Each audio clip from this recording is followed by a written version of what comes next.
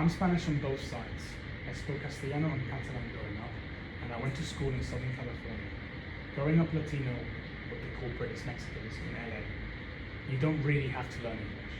I didn't speak English with my mom growing up. I spoke Spanish at home.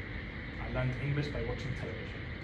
Television was kind of my portal to American culture. That's how I developed my sense of what I thought the world was supposed to be like.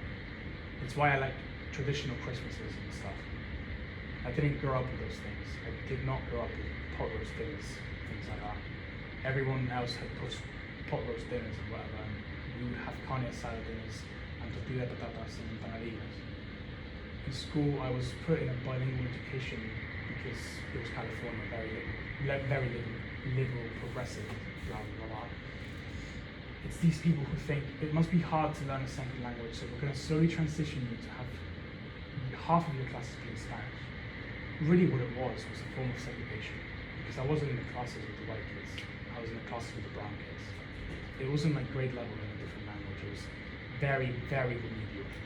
I was in this bilingual class in 2nd, 3rd, and 4th grade, and in 5th grade, my teacher was like, "You're obviously super advanced, I wouldn't suppose it's a math class." It was like the 6th grade math class. It was unheard of for 5th graders to go to another grade level for math class, so I leave my class to go there. Stop. I remember feeling scared and self-conscious because I knew that my language was, my class was very far behind. I was scared that the white kids wouldn't accept me, that I wouldn't be talking to them in class. But I also felt afraid that my Latino friends would think that I'm betraying them or something. Eventually I stayed in this class for the rest of my elementary school, and when I moved to middle school, all of my friends were white, pretty much.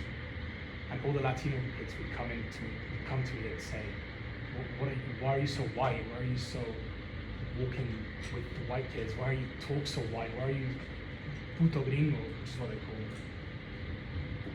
I didn't really have any like friends that were my race.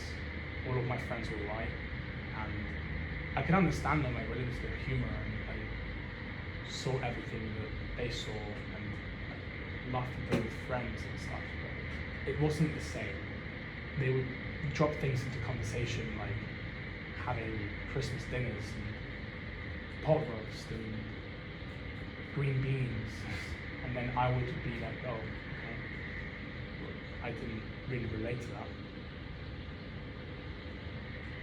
All of my friends didn't really understand what I was going through then, because a white person can't understand what racism is like. They can't understand what it's like to be called a beaner or to be called a gypsy, like they called me. So whenever that happened, I felt really alone. I didn't know who to go to. I didn't know who to fall back on when I was feeling sad. And that really isolated me from the rest of the group. But that really hurt me.